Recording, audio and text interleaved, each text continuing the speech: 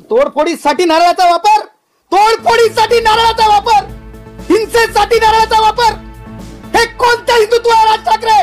हे कोणतं हिंदुत्व आहे राज ठाकरे? गरीब हिंदूंना मारहाण, हे कोणतं हिंदुत्व आहे राज ठाकरे? गंगा मैयाचा अपमान करायचा, साधू समुदायाचा अपमान करायचा आणि ज्या नारळाला अत्यंत पवित्रपणे ज्या आराधना केली जाते, पूजा पाठ केली जात करताना ज्या नारळाला आपण हे करतो, देवा धर्मांसाठी एक आदरानं, एक श्रद्धेनं, श्रद्धा भावानं अर्पित करतो, त्या नारळाला तुम्ही गुन्हेगारीसाठी वापरता, तोडफोडीसाठी नारळाचा वापर, हिंसेसाठी नारळाचा वापर, हे हे हिंदुत्व असू शकत नाही. दोघांनी सुद्धा माफी मागितली पाहिजे. नारळाच्या तुम्हाला माहिती आहे नारळामध्ये देव असते म्हणून म्हणलं गेलेलं आहे. हे हे काय चाललेलं आहे? त्याच्यामुळं मला असं म्हणायचं आहे की ह्यांच्या आज जे व्यक्त झालेत ते यांचे खरा चेहरा आज व्यक्त झालेला आहे. कॉन्स्टिट्यूशनल आहेत, असंविधानिक भाष्य करण्याचा आणि माणसामध्ये तेढ निर्माण करण्याचा, भाषिक तेढ निर्माण करण्याचा, अतिरेकी कृत्यापेक्षा ज्या प्रकारे तो काय नाव त्याचा तो रजा अकादमी वाला, मला असं वाटत होतं की रजा अकादमी वाला काय नाव तो डॉक्टर जाकीर नाईक आणि राज ठाकरे काय खरंच एका शाळेत शिकलेत का? जाकीर नाईक आणि राज ठाकरे काय खरंच एका शाळेत शिकलेत की काय, असा प्रश्न माझ्या मनात उपस्थित झाला त्यांच्या या राज ठाकरेच्या या वक्तव्यावरून.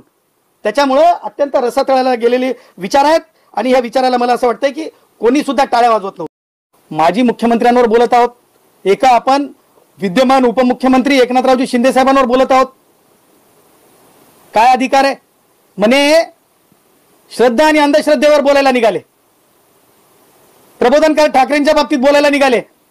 हातामध्ये ज्यावेळेस आपण डाव्या उजव्या हातात काय आहेत ते बघितले का?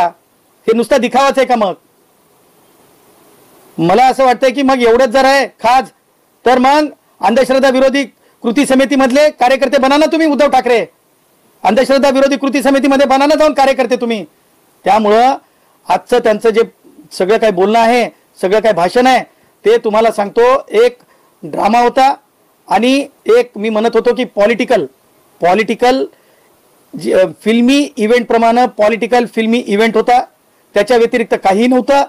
आणि त्या उपर जाऊन मला सांगायचं आहे की तुम्ही आज जे केलं ते महाराष्ट्रानं पाहिलं.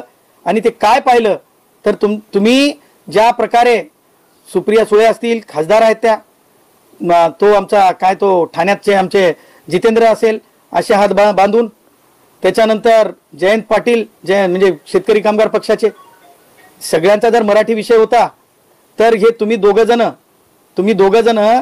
तिथे काय होत्या?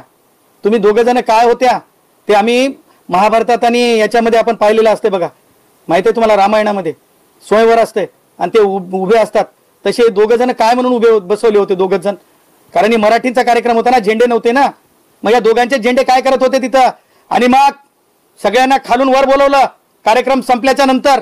ते काय होतं तर आमच्याकडे जो खेळ असतो, खेळ नाटकाचा किंवा शूटिंग संपल्याच्या नंतर पिक्चरच्या स्पॉट बॉय, कॅमेरामॅन त्यांना बोलवत असतात फोटोग्राफीसाठी.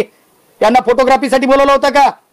ह्या सगळ्या गोष्टींचं प्रश्नाची उत्तरं लोक प्रश्न विचारत राहतील.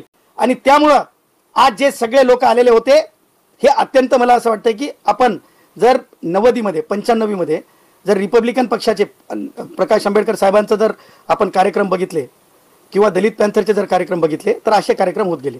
त्याच्यामुळे मला असं वाटतंय आजचा त्यांचा जो इव्हेंट होता, जेवढे लोक होते ना ह्याच्यापेक्षा जास्त लोक माननीय ॲडव्होकेट बाळासाहेब आंबेडकर